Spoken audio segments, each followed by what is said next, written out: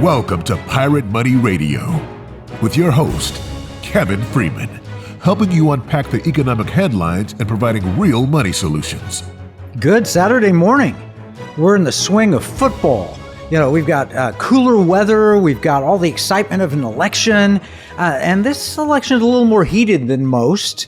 Democrats supporting the vice president, Republicans supporting the former president, and a battle for the independents. That's what we see happening in the election today. And if things weren't crazy enough, when you see Democrats are excited because Dick Cheney's come to their side. I mean, the hated Dick Cheney. You know, some laugh when the least favorite vice president of history, Dick Cheney, up until the current one, Kamala Harris, and they get excited because the least favorite Republican vice president endorsed the current vice president. It doesn't seem right to me. I mean, something's off in the political season when you see all that. You know, Dick Cheney's the butt of late night jokes. They used to laugh when Kamala Harris was, you know, they said, you know, she's less popular than the guy who shot a guy in the face, which happened in an unfortunate hunting accident. Now they're bragging because he's endorsing Kamala Harris. Wow. Okay. Well, I'm joined this morning with my good friend, dear colleague, the amazing Mike Carter. Welcome, Mike.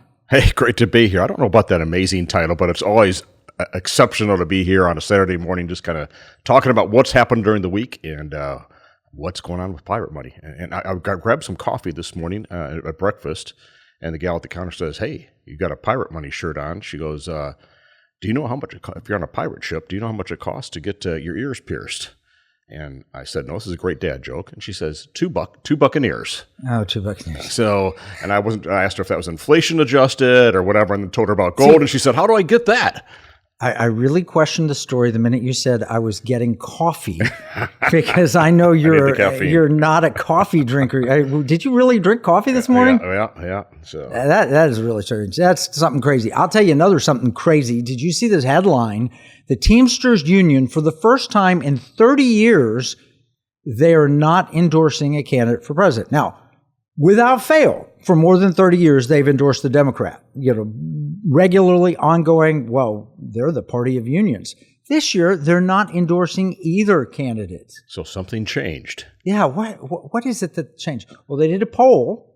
They did several polls, but the first poll that they did of Teamsters members, the support was overwhelmingly Trump. So instead of listening to their members, they declined to endorse a candidate. That's a little weird, don't you think? That's very, well, in this world today, nothing's weird anymore. It's just all reality. Yeah, well, here's CNN. CNN on September 18th, Teamsters won't endorse in presidential race after releasing internal polling showing most members support Trump. That's a CNN headline. International Brotherhood of Teamsters declined to support a presidential candidate on Wednesday after releasing internal polling that showed a majority favored Trump. Now, from their website, I looked it up, following the Democrat National Convention and the recent presidential debates. This is at Teamsters.org. The Teamsters commissioned independent polling from Lake Research Partners to conduct the union's final national survey. In the poll ending September 15th, Teamsters selected Trump 58% to 31% for Harris. That sounds like a majority for Trump. Yeah, it does, doesn't it? But yet they won't make a call because it needs to be universal 100% unless you're a Democrat, I guess. 58 to 31 is almost twice as many. Yeah. That's kind of crazy. Now, they'd promised to endorse. They said, we will endorse after we conduct this poll. Funny thing, this wasn't their first poll. They did an earlier poll and ignored those results also, because they were 59% for Trump to 34% for Harris. But they thought maybe after the debate, the Teamsters will shift and favor Harris. So they did another poll, and no, Trump's support dropped very slightly, 1%, but Harris's has dropped 3%. So it was 59 to 34. Now it's 58 to 31. Harris went down after her supposedly amazing debate performance. And just for comparison, after Biden's absolutely horrific debate performance was tabulated in their previous poll, and they showed Biden leading Trump 44 to 36%, even after they found him barely able. Wait until Biden sees that. That's going to get him a little upset. Yeah, they kicked him out of the race, and it cost them support with the Teamsters. That's the bottom line of these polls. What can explain the dramatic shift? The answer is that by the end of the day, all politics are local. Now, the phrase is all politics is local. That's what Tip O'Neill said. But I grammatically, it sounds better. Politics are local. You can make fun of Trump all you want at the national level, call him a racist or do whatever. But if your town is being destroyed by local policies, you want change. Did you see what's happening in Springfield, Ohio, and all of the... How could I miss it? I've seen a lot of fun memes and videos. A music video that I was laughing pretty hard at. And I'm not usually a cat video guy. Which was it? Was it cats strapping on, military equipment to go and defend themselves? Which one was it? No, this one, it was put to a song, and at the end, it's got the dog watching this whole thing like they're eating your cats and dogs, and the eye shot of the dog is just classic. Wow. So, yeah, and a lot of memes. All right, here, if you had your town filled with migrants that didn't seem to assimilate, would that bother you? Here it is, Springfield, Ohio. They had 58,000 residents, and within 4 years under Biden, they added 20,000 Haitian migrants inserted into the town. And national media says that you're racist if you acknowledge that there's an impact from throwing that many people that aren't culturally assimilated into your town. And they have ramped up the rhetoric to make you feel like, oh no, I can't say anything. I'd make me racist. Just think what that means, just in terms of housing alone, though. A city that size, and you're talking about needing housing for 20,000 people. And if it's 2 people per home, 10,000 homes in a city, that doesn't happen in big markets very often. So, what happens then to that whole city, the infrastructure, the schools, everything else, that's not a sustainable shift. Well, we have 6 AFR radio stations, American Family radio stations in Ohio. If you're listening and you're close to that and you want to send us your thoughts, you can send us your thoughts or questions by emailing us at afr@piratemoneyradio.com. I don't think it's racist to acknowledge that shoplifting and vehicle thefts have soared. This is from AmericanBriefing.com. As Haitian migrants poured into Ohio town, based on police data. Daily Caller News Foundation took a look at the police data, and the shoplift reports 51.5% jump in motor vehicle theft and 112.8% increase in shoplifting. So that's pretty serious. It's impacting the town. Yeah, and they said insurance as well, and I'm seeing all the inflation numbers. Car insurance is up 50%. I put this across multiple states out there, more traffic, more vehicles. We're all feeling the economic price for that. Yeah. And the problem is all politics is local. Well, here's a national issue impacting locally. What decisions are made on the border impacting Springfield, Ohio. Who'd have thought that? Yeah. Well, all politics is local was popularized as a phrase by Tip O'Neill, the Democrat Speaker of the House of Representatives during the Reagan years. You saw the Reagan movie with me. It was great. And Tip O'Neill, the actor, did a great job portraying him. And it was refreshing seeing what obviously this is not real, but I do remember back in the 80s where the Democrats and the Republicans actually could kind of be friends and would talk back and forth and Reagan joke with each other and all that stuff. Yeah. It's in the movie, but it's an actual quote. He said, at 5 p.m., we're just 2 Irishmen having a beer. Yeah. We're not on opposite sides. There was well wishes and genuine concern from Tip O'Neill when Reagan was shot. Contrast that with the lack of really concern on on Trump being shot. I don't think Tip O'Neill was there to see. Did you really get shot? Can I see the bullet hole? Are you sure you were shot?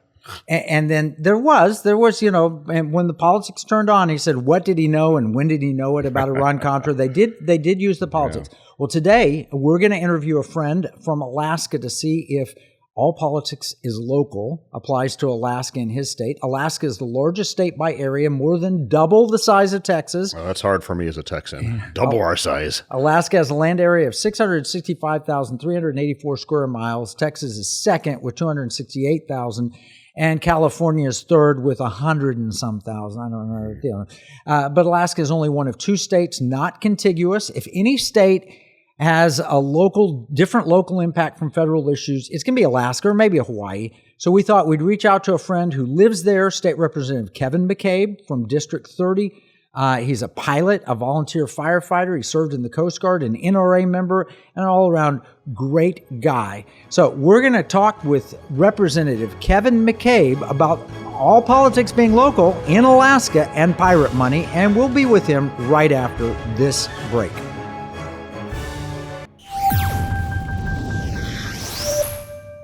Here's a $10 bill. It's got the picture of Alexander Hamilton on the front of it. You know, it's kind of sad. When I was 10 years old, everything that I could buy for $1 now costs about $10. That's the cost of inflation. It's just paper. It's not backed by anything. You can't exchange it for gold and silver. You used to, but you can't do that anymore. And that's unfortunate. You know, pirates wouldn't accept this. Pirates, they wanted gold and silver.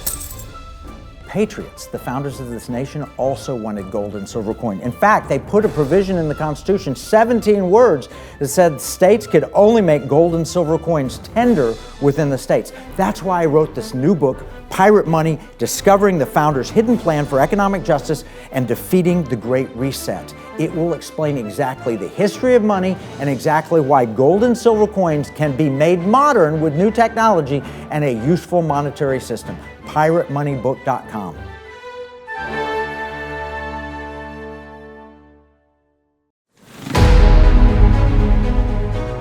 Welcome back to Pirate Money Radio with your host, Kevin Freeman. Yeah, and we have a special guest here. First off, we've got Mike Carter, who's the co-host, and we've got a special guest from Alaska, Kevin McCabe, who's been here and visited the Pirate Money studios. He's a great friend, and I mentioned right before the break, I mean, this is a man's man when you're a pilot, volunteer firefighter, served in the Coast Guard, NRA member, and all-around great guy. Kevin McCabe, welcome. Representative McCabe from Alaska. Well, thanks, Kevin, and hello, Mike. How are you guys doing today? Great to have you here. What's the temperature in Alaska right now? It was a little cold this morning, about 35, but it's just a beautiful sunny day out. We've been through about a week's worth of rain, so this is fabulous. This will be a great day. Well, that's awesome. Well, it's getting into the winter. How cold does it get in the winter?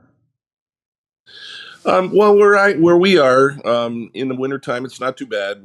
So the cold temperatures are mitigated somewhat by the by the ocean and the Japanese currents, but so it can get as low as 20 or 30 below, but it usually doesn't stay around too much. So it usually hovers just around zero. Every visit I've had to Alaska has been in the summer. I've enjoyed them very much. I'm not sure 20 or 30 below sounds fun, but more power to you, sir. I remember that from my Minnesota days, and I saw you were born in Minnesota, so you stayed in the cold climate the whole way through. You are the real man. I did. I like the cold. All right. Well, you've got some great constituents. You've got terrific people there in Alaska. They worry about the same things everybody else worries about, but there may be some unique local issues you have to deal with. But let me ask you this. How has inflation impacted those in Alaska past 4 years?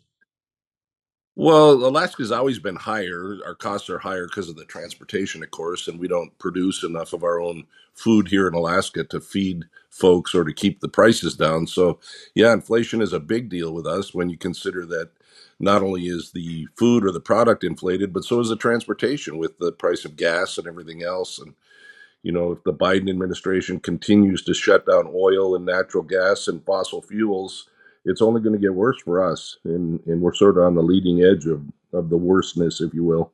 Yeah, well, good news. Vice President Harris says that if she gets elected, she's going to put price controls in, and that'll surely solve the problem, right? Won't it? Will that solve the problem for Alaska? Oh, yeah. Well, that's fabulous. So not only will we be inflated and transportation inflated, but then our producers will also have issues and put them out of business, which will make things go even higher. So, yeah, I'm real enthused about that plan, you can tell. Yeah, well, I know what the store shelves will be like when you import a good portion of your food and you put price controls. They'll just be empty. That's what Moscow in Russia, which you can see from your house, I'm sure. Moscow, that's what happened there. The shelves are completely empty because you put a price cap on it and the producers can't produce for that price. And if you import all your food, you're stuck. Sure. And I can't imagine price controls on oil and some of the bigger, huge commodities that come out of Alaska that will affect all of America, frankly. Yeah, no, it's a stupid policy. It never works. It is even the Washington Post looked at her and said, hey, if your opponent calls you a communist, maybe don't suggest price controls. You remember that Washington Post headline? Well, you've been, Kevin, a leader. I was excited to get you on Pirate Money Radio today because you've been traveling, speaking at other conferences, the SFOF one, everything else, to take on inflation. You've got two key pieces of legislation I think you're moving there. ESG is one of them. Kevin, we're going to ask some things about that. Let's talk about the legislation. What are you doing at the local level that is based on wrong-headed national policies? One of them would be ESG, and the other one would be the dollar being, mishandled, misappropriated, spending $35.5 trillion at the federal level. What can you do at the local level, and what are you doing at the local level to mitigate these horrible policies?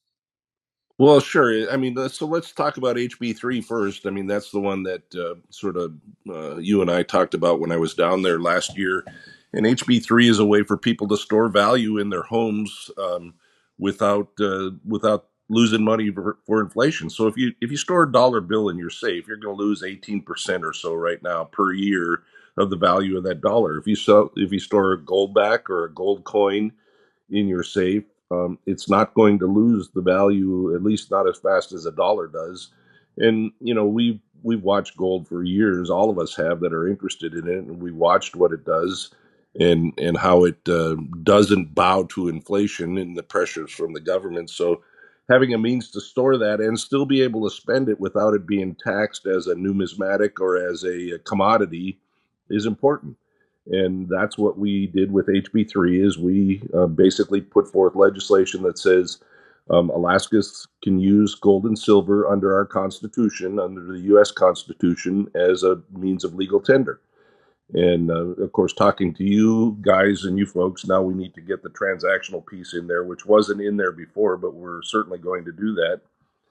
We had an issue in Sitka 3 weeks ago where the broadband cable was cut and people kind of they just lost it. They couldn't use credit cards and people kind of didn't know what to do. And I my hand's going up saying, use your gold backs. Oh, wait a minute. HB3 didn't pass. But if it had, we would have a means of transacting business in a small town without having to worry about credit cards, without having to worry about, the greenbacks that we're not storing. And to me, it just seems common sense that we have something like HB3 and a transactional gold and silver bill in place. Yeah, and I might even add with the transactional gold and silver, there'll be a chance to write checks on that as well if that same type of situation were to happen again. But you've been an early pioneer on this because you started this first legislation. I think was it 3 years ago when you started? Was there something before HB3? No, well, it was a different bill, but it was essentially the same legislation, and it was over 3 years ago. It was when I first got elected, and I had a constituent come to me and say, "Hey, this is a great idea." He was involved with soundmoney.org, which I think is you guys are familiar with, and they've come up and testified several times in support of HB3, and so. The more I got into this and the more I looked at it, the more I realized what a benefit this could be to Alaskans in any kind of a downturn.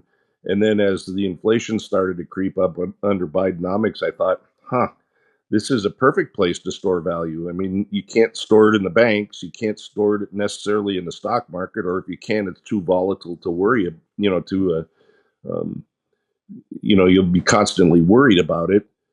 You can store it in land, I guess, if you can buy land or if you can find land to buy. But this is a great way to store value, and it's a great way for the average American to store value. You can buy a gold back for. Yeah, it's very hard to take off a little piece of land and buy your dinner with it. A gold back you can absolutely use to buy your dinner. And for those who are in Des Moines, Iowa, and you're sitting back and like, wow, well, you don't have to worry about a cable coming into our state. We're in the middle of the United States. There's plenty of perfect internet here or whatever. I got to tell you, the Chinese are looking at ways to shut down credit cards, our internet, our electric grid. They're looking at this, and it is not far-fetched to imagine that all of the hacking of all of the identities, and all of a sudden there's a mess and credit cards don't work. If you don't have some cash or some gold backs or transactional gold that you can write a check on, there is a risk that you may not be able to buy yourself dinner some evening or groceries so that you can feed your family. So this isn't a pie in the sky, far away thing. This is something when you read about pagers, and somebody gets a pager and it's been intercepted and it explodes in your hand and maybe blows your hand off, you understand that there's wars and rumors of wars going on right now in the world. And Des Moines, Iowa is not exempt. Neither is Dallas-Fort Worth, Texas, or New York City, or Sacramento, California, and certainly not Alaska. Yeah, but Alaska's where all the survivalists are, though, aren't they? Well, I tell you, I was thinking about this as Kevin was talking. There's a little bit of a Boy Scout in all of us, I think. And we all sort of want to be prepared for our families and for ourselves and for our neighbors when something happens. You know, Alaska has a unique situation. We don't really have a grid. We have an extension cord that runs between 4 different power plants from Homer to Fairbanks. And it wouldn't take much to interfere with that extension cord. It's 50 years old, frankly. And it wouldn't take much to interfere with that to create a huge electrical problem in Alaska. I don't think that the grid is all that much more stable in the lower 48. I think Texas will tell you that. I just spent 3 days with a bunch of Texans that they talked significantly about the grid in Texas and the issues they had with, I forget the name of the storm, the ice storm that went through there a couple of years ago, but huge problems, and we need to be prepared for that. And I think that, like I say, there's a little bit of this Boy Scout, always be prepared in all of us. Yeah, no, I think Snowmageddon. What you don't want is a moose to trip over your extension cord and have the power go out. I do have to ask this. In a small town, if you had a bunch of migrants from a foreign country, would they be eating the cats, the dogs, or the moose? What would they be going after? Well, the moose is, I would suspect the cats and the dogs first, because the moose are a little bit harder to get. You actually have to get out there with the rifle, and the moose are pretty big. Nobody's going to that kind of work. We're going to barbecue the cat. That's too hard. That's right. So, yeah, 20,000 people in one of the small towns. Even in Anchorage, it would overwhelm the infrastructure and the housing and everything else. We have a huge homeless problem in Anchorage. It's percolating out to the Matsu Valley where I am, and Fairbanks, of course, has one. Even at, Fairbanks is 40 below in the winter, and they still have a homeless problem. So adding 20,000 immigrants anywhere in Alaska would be a huge problem for us. So secure borders matter to Alaskans like they matter to every other state in America. And it's not racist to say, I want us to have a secure border. It's normal. That's what normal people want, right? Absolutely. And all those people coming in, if it were in Alaska, 20,000 for a size of the city that's going to be inflationary as well. And what we've seen with gold and silver is these have historically been stable stores of value. And that's why I just commend the work that you've been doing. You were on the forefront of this, starting this several years back. I believe this is your year coming up. You've been getting teams together and co-sponsors, and we're cheering you on here from Texas. And excited to see what happens in Alaska next there. Can we hold you over for another segment, Representative? Sure. Yeah, excellent. Sure, that'd be awesome. We've talked to Representative Sarah Vance. I think you know Sarah. And she's terrific, and we met with her at conferences as well. So anyway, what you're doing in Alaska is innovative, it's powerful, it's American. I mean, you guys are quintessential Americans. Every time I visited Alaska, it's been phenomenal. I love the people there. I love the landscape. It's beautiful, but it's a harsh environment as well. We're going to be talking with Representative Kevin McCabe further after this break on how we can help save America and Alaska.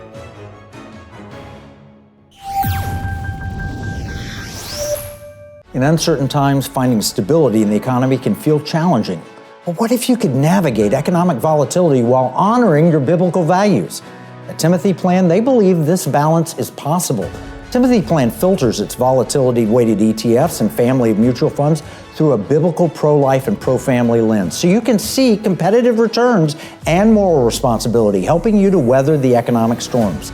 With Timothy Plan, align your investments with your values while adapting to our ever-changing culture. Since 1994, Timothy Plan has been recognized leader in biblically responsible investing. Timothy Plan, your bridge between faith, finances, and the future.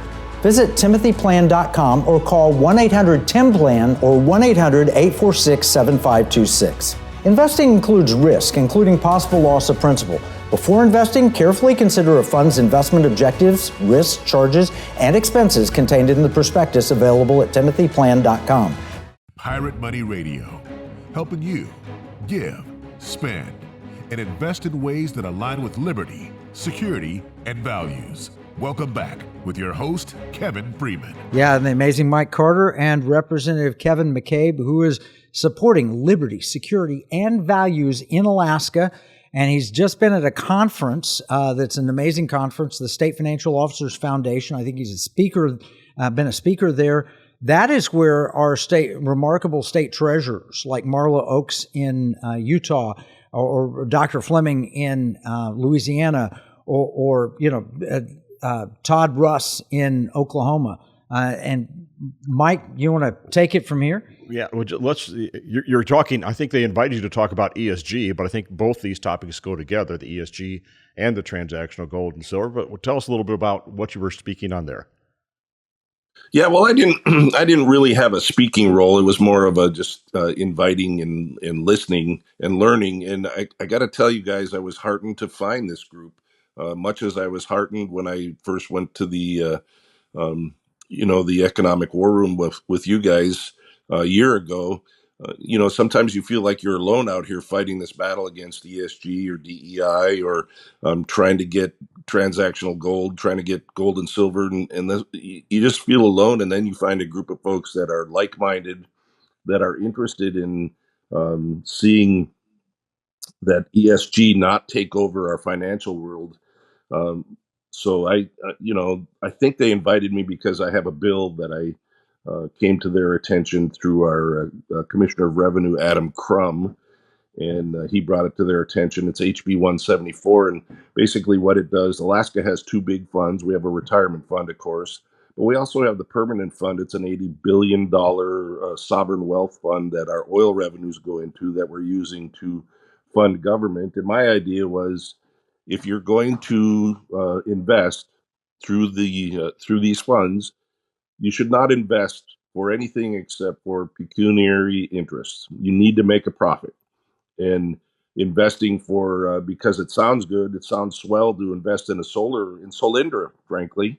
It sounds great to invest in Solyndra, but what happens when they go out of business because they're dependent on government subsidies that are going to evaporate? So my idea with this bill was to direct both of our big funds to invest only in companies that for financial interest, which would make sense. I mean, if you're going to use a retirement fund to fund somebody's retirement, wouldn't you want it to be bringing in the maximum value?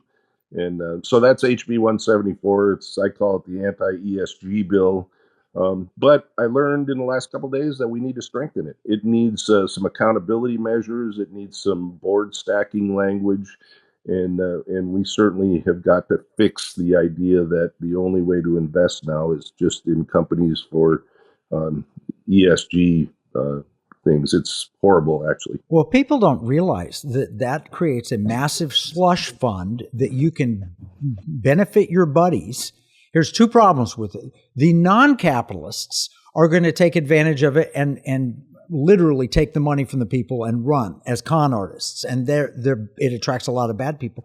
The good capitalists are going to say, oh, that's what you're funding. I'm going to repurpose all of my productive output to do this one thing that you want because that's what I'm going to get paid for. So I'm going to stop producing, let's use an example. I will no longer produce gas-powered cars. I will only produce electric-powered cars, and I'll get a good ESG rating. Well, number one, that's not true. Elon Musk gets a terrible ESG rating because he's politically conservative, bought X and Twitter and renamed it X and so forth. So they're not rewarding him. They reward their crony buddies. But number two, you don't want all your entrepreneurs just building solar panels and wind farms when you actually might need a gas-powered plant or you might need some things. Let the free market decide what the public wants. Sure, put regulations on there so they're not doing anything that overtly harms the environment, but make certain that they make money doing it. A good capitalist is going to make money. If you give him government subsidies, that's what he's going to produce, and you're going to get you'll fund a bunch of nonsense, and it won't be good in the long run. And we learned the impact of that. Amen. In Texas, when we had our power outage, and it got all the way down to like 28 degrees. So luckily it wasn't life and death, but it was cold sitting in my house for a couple Some of days. people died. 40 some degrees. Yeah. But that's what happens when you rely too much on windmills and solar farms in wintertime. It's not always a wise decision. And when we think about ESG in general, I mean, that came from the United Nations. Is the United Nations, are they the ones that you think have Alaska's best interest right now? I doubt. Right. I doubt there's a whole lot good that's come from that so far that I've seen. Well, Alaska depends only. Right. You're a pilot. Alaska depends on airlines. Would you fly an all electric plane today? That's a very good question. That has actually been broached to me several times, and I can't imagine being in a 747 that's powered by batteries. Number one, it would really cut into the amount of cargo that you could haul because the batteries are so heavy. But over the North Pacific, and then the light comes on that says, "Oh, you need to stop in for a charge." Yeah. Well, where am I going to stop? Right? A buddy of mine was on an airplane flying to California from Florida, and it got hit by lightning, and he saw a fireball flow through it, and the electrical systems went down. The plane kept flying, and they landed safely. But I just cannot imagine an all-electric plane, at least any time for the next multiple decades. I mean, someday we might get there, but I just can't see that as being efficient today. And then what if those batteries caught on fire? It's bad. A Tesla battery gets caught on fire, and you got to drag it out of town. Yeah, I mean, you don't want to have that Right. fire anywhere near buildings or anything else. Yeah, I would guess, Right. and I would guess just with the battery charging capability and a minus 20 to minus 30, you don't get a lot of Tesla range up there, do you? No, and especially not if you're carrying anything or hauling a trailer or anything like that. So I actually have a coal mine in my district, Usabelli Coal, which is up in Healy. And somebody had the bright idea of putting an electric car charging station there in Healy. And it probably wasn't 2 days before there was a sticker on it said, "This charger powered by Healy Coal." Yeah, good. Hey, that might have been one of the 7 chargers that they spent, I don't know how many billions of dollars to build like 7 chargers. There's not one person added to the internet with all that wonderful Inflation Reduction Act money that they poured at it. I have to admit this, my pickup truck that I have came from up north, and I do plug it in occasionally. But that's just to keep the oil warm. Yeah. That's just Right. you That's can so start. it'll start, right? Not when I'm down here, but if I were up north again, I'd like, okay, this makes it a little easier to start. But it hasn't been used at all yet here in Texas. Right. Yeah. So Right. Another thing with the ESG thing to keep in mind, and I'm sure your listeners already know this from listening to you guys, but oftentimes when a company is starting to fail or they're having financial difficulties, they turn and embrace this ESG thing whether it be for subsidies or for to find a different path forward for them. So invariably, and one of the things that my HB 174 addresses is if a company is suddenly embracing ESG, the financial managers need to look at that and say, why is that happening? Oh, well, it's happening because they're losing money anyways. They're on the verge of bankruptcy, whatever. So let's turn to ESG because that'll solve things for us. And it just won't. Yeah. So no, we but need it'll to cost really the taxpayers compare a that. fortune. Yeah, it won't solve Amen. anything, but it'll cost the taxpayer. Why should it also cost the investors? So what you're doing in Alaska is amazing. You have a unique election system because you've got ranked choice voting and all of that. So I think in your race, it's 2 Republicans, but you're doing an amazing job, Representative. You've got ESG. It's not anti-ESG. It's pro-common sense. It's ESG that's anti-common sense. And ESG stands for Environment, Social, Governance. And bottom line, what that means, it's the Green New Deal, it's social justice like BLM, and the governance means a quota system for the corporate boards. It's nonsense from start to finish, and it doesn't add one dime of value to investors, period. Right. Somebody told me this in the last couple of days. They said ESG stands for everyone suffers greatly. Yes. What do you need in terms of you've got 2 really important bills that you're leading here. What do you need in terms of support to hook up those across the finish line? What's the politics look like in Alaska? How does it look legislatively with your peers and so forth? Sure. So these bills will die at the end of the year, essentially, and then when we start the new session, I'll have to reintroduce them. I've already pre-filed both of them, so as soon as the pre-file date comes up, they will be issued into the queue, and then I'll be looking for support from folks, mostly Alaskans, but obviously any support. We've had many letters from soundmoney.org, JP Cortez, and others, and from your folks as well. And any kind of letters in support of this, any kind of letters telling other legislators, hey, we're watching this, and this is important not only to Alaska but to America, would be helpful. So, in fact, I think one senator said, I was getting those letters from the Sound Money people to my personal address, Kevin, and that's kind of creepy. And I'm like, I don't know how they got your personal address, but more power to them. Well, what would be a good non-creepy way for our listeners to support you? How could they reach out to you? How could they send you a letter? How can they connect with you if they want to support you financially or morally or however? Sure. So I have a votekevinmccabe.org website. So VOTEKEVIN McCabe, MCCABE.org.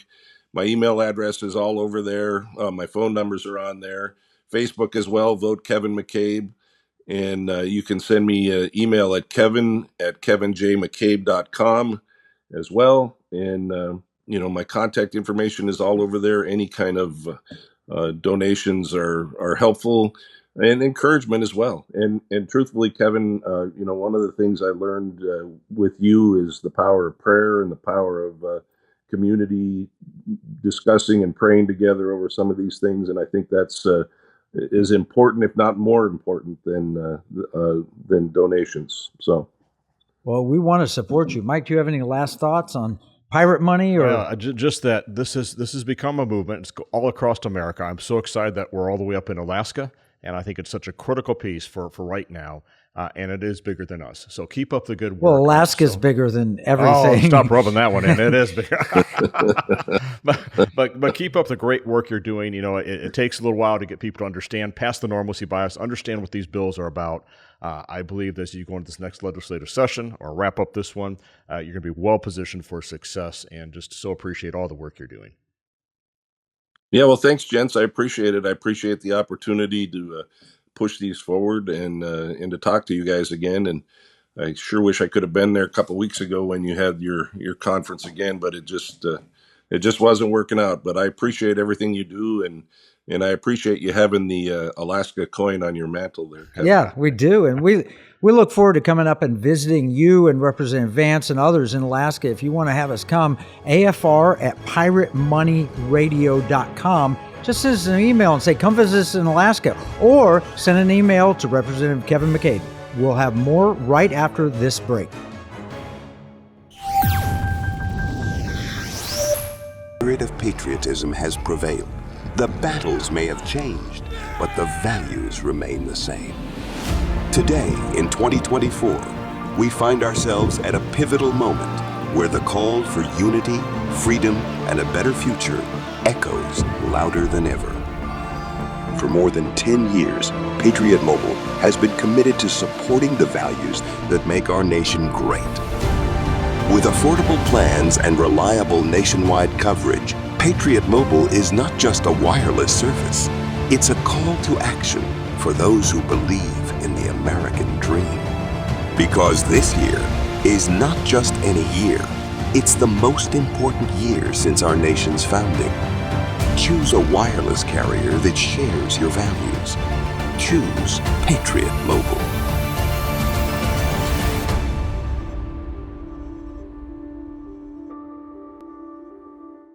Washington said paper money opens the door to every species of fraud and injustice. Jefferson said paper is poverty.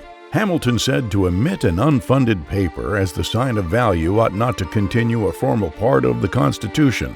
The founders hated paper money, so they put a pirate money clause in the Constitution for our state to use.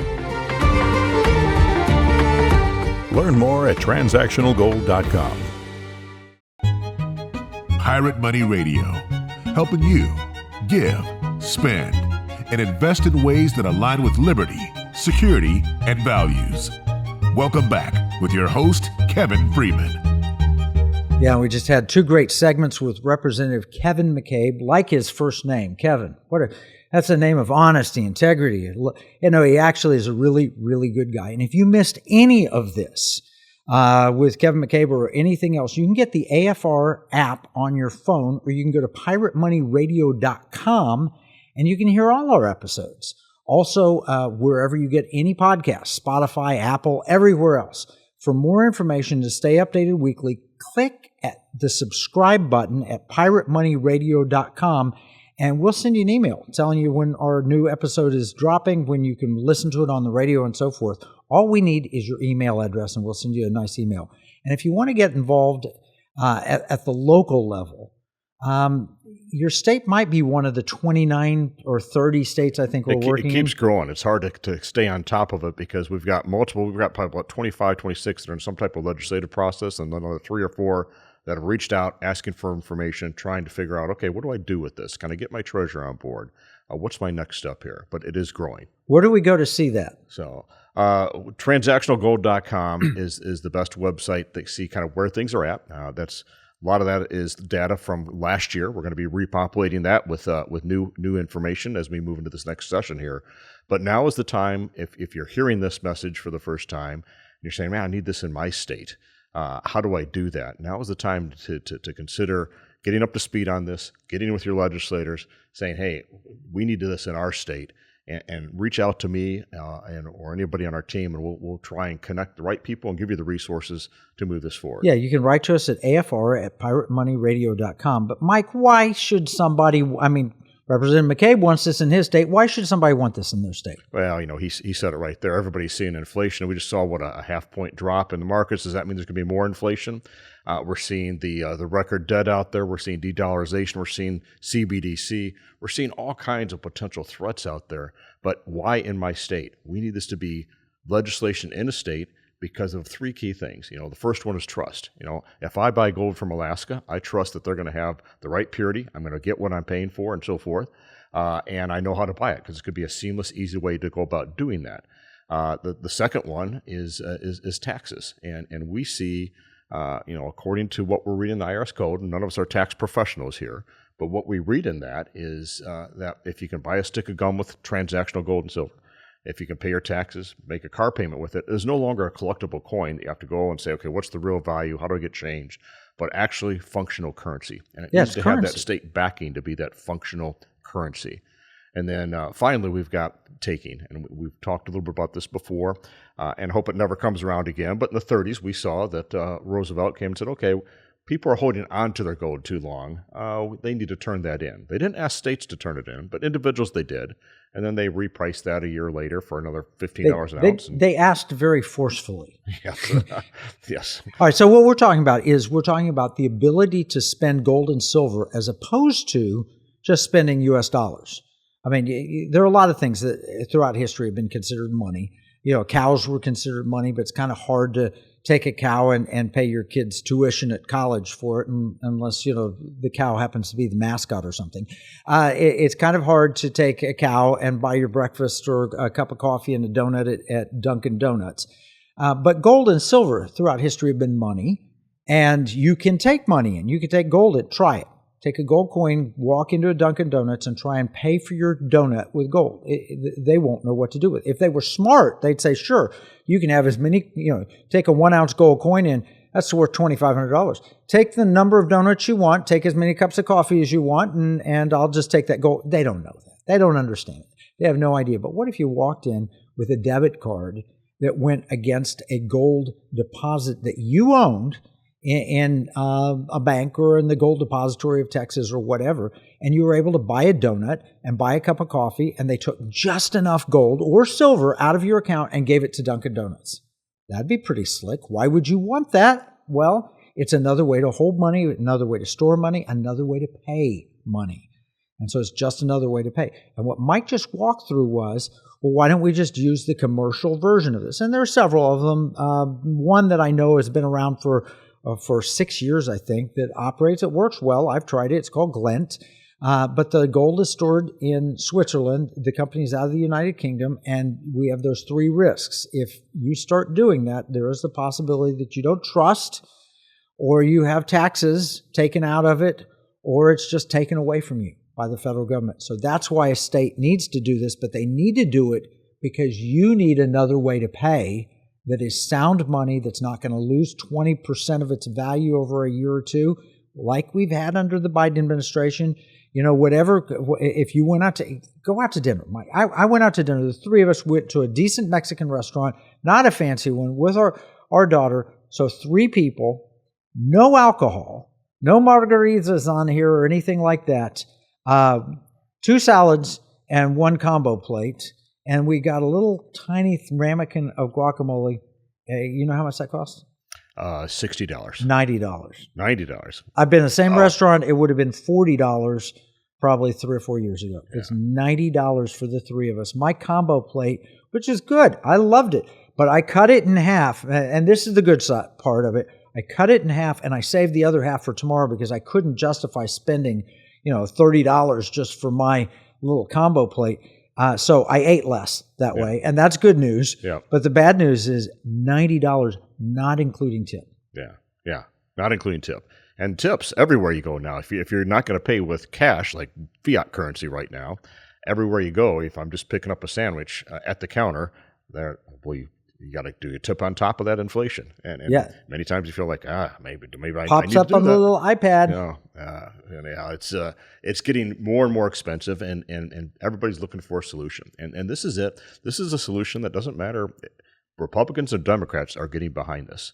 And again, we're not selling gold or silver. We're different than anybody else that's out there probably on radio right now. We won't even take a gold sponsor. We purpose to not take a gold sponsor for this. So this is about your economic liberty. This is about giving you an ability to have a stable store of value, to take advantage of that Article 1, Section 10 that our founders put in the Constitution, and then simply apply a technology that these states will more than likely license, or maybe they'll develop on their own someday, and be able to spend gold and silver anywhere you spend MasterCard.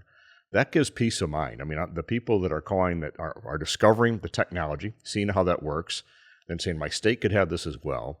It is one of the answers that's giving people some hope and some peace out there. Okay, here's one tool that's real that can make a difference in what's going on out there with rising costs everywhere else. At least I can keep up with it. And Kevin, I was with, I had dinner the other night at a banquet event, and the guy sitting next to me was from Zimbabwe.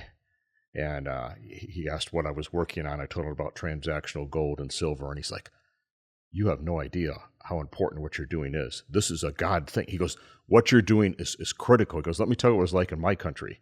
He said, I was doing fine. I had stocks. Everything was normal until it wasn't, and it was poverty. He goes, I had to sell my truck for 2 loaves of bread. It was, they got to the point, you gave me the Zimbabwe $10 trillion probably 8 or 9 years ago, which I guess that's become a collector item now. It's a collectible. But these are the types of things that we hope never happen. But you look at what's going on geopolitically, you look at the threats out there, and you say, I just want to have another way to pay. I want to have another way to be prepared. I want to have some ready money in case that were to happen to me. And I could go to the grocery store and buy groceries and not worry about them jumping up 20, 30% every day. Well, I just want to give you a comparison. Gold passed $2,000 an ounce on November 26th of 2023. So it's less than a year ago. It's $2,590, almost $2,600 an ounce recently. I don't know the exact price today, but it went from $2,000 to $2,600. It held its value during this high inflation time. And that's, money needs to hold it. It's supposed to be a store of value. Now, there are 3 things you can do with money if you've got it. You can give it, you can spend it, or you can invest it. Here at Pirate Money Radio, we work to explain solutions to support all 3 areas, giving, spending, and investing, that promoting liberty, security, and values. Patriot Mobile, that's a mobile phone company. They support the Pirate Money Radio program. Patriot Mobile uses U.S. carriers including AT&T, Verizon, and T-Mobile. They operate on both Apple and Android phones. More information about the Economic War Room and Patriot Mobile is available at piratemoneyradio.com/AFR. piratemoneyradio.com/AFR. And they've been big supporters of helping us move transactional gold and silver. We've had summits here at Liberty Hawk Ranch. We had Representative McCabe and Representative Sarah Vance who come out here, and they're pushing it in Alaska. We've got 30 states looking at it maybe now. But we also, Mike, we have some grassroots support. And I want to help our listeners know how they can support something. Do you have that list of the grassroots supporters? Yeah, we got, well, it's hard to be inclusive of everybody, but, the American Association of Mature Citizens, a big group of constituents across the country, and they're saying, hey, how can we help get this message out there? We're seeing, Citizens Defending Freedom, the SFOF Foundation, which we just heard that treasurers group, multiple treasurers looking at this and saying, all right, how do we make this work in our state? How do we connect it? How does this tie in with some of the stuff that we're doing within ESG? We got wall builders out there. Charlie Kirk was here, last week? Yeah. And talking about, this is something that a lot of his followers can get behind. They can be the grassroots, he said, to help get this message out. So we're Act for America. There's all types of organizations. Patriot Academy, Intercessors for America, Eagle Forum, Recover America, Center for Security Policy, Liberty Pastors. I mean, we have so many people, once they've read the book Pirate Money, and you can learn more about that at piratemoneybook.com or piratemoneyradio.com. Once they've read that, they get it. These thought leaders that are conservative, we need this desperately. In Alaska, Representative Kevin McCabe and Sarah Vance, even Governor Dunleavy. I met with him when I was hosting an event with Dr. Ben Carson. He was there, gave him a copy of the book. People across the country are picking this up. If you have not read the book, you might want to learn more and read the book. And if you have questions about it, email us at afr@piratemoneyradio.com. You can listen to the podcast at afr.net or piratemoneyradio.com or wherever you get your podcasts. This is the issue to beat inflation. And this is Kevin Freeman and Pirate Money Radio. Till next week.